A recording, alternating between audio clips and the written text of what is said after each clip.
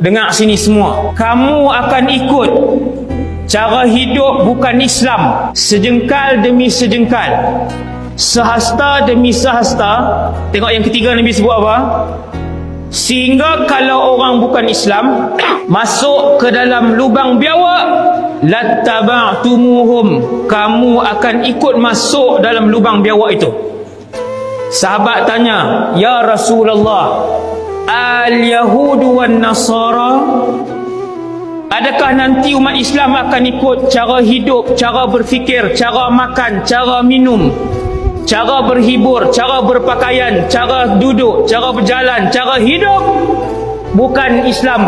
Itu adalah Yahudi dan Nasrani. Nabi kata, faman, siapa lagi kalau bukan mereka? Mereka berpakaian, orang Islam nanti akan berpakaian, tetapi pakaian mereka pakaian Yahudi dan Nasrani.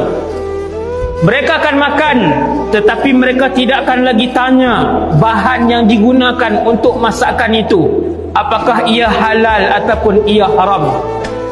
Mereka akan hidup, tetapi mereka tak tanya kehidupan mereka adakah mengikut sunnah Rasulullah ataupun mengikut cara hidup barat.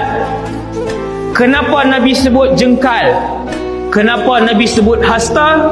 Kata para ulama, Nabi nak beritahu kepada saya dan kita semua, daripada sekecil-kecil benda sampailah sebesar-besar benda, daripada cara bercakap, daripada cara menyuapkan makanan, daripada cara tidur, sampailah kepada cara mentadbir negara. Mereka akan meniru cara Yahudi dan Nasrani, kecil sampai besar. Daripada cara untuk berpakaian, memakai pakaian, Nabi ajak macam mana? Pakaian sekian-sekian Nabi ajak. Masuk ke dalam tandas, Nabi ajak masuk dengan kaki kiri, kemudian kencing dalam keadaan duduk, bukan berdiri, kemudian basuh kesan daripada najis tersebut. Sebelum masuk, Nabi kata, Allahumma inni a'udzubika minal khubuthi wal khaba'ith. Kemudian duduk dalam bilik air, tidak bercakap dengan orang lain, tidak memandang ke arah kemaluan, tidak memandang ke arah langit. Bila keluar daripada tandas, alhamdulillah allazi azhaba anni al-adha wa afani. 10, 15 ciri yang Nabi ajar, satu pun dia tak ikut. Dia masuk kaki kanan, kaki kiri, dia tak peduli.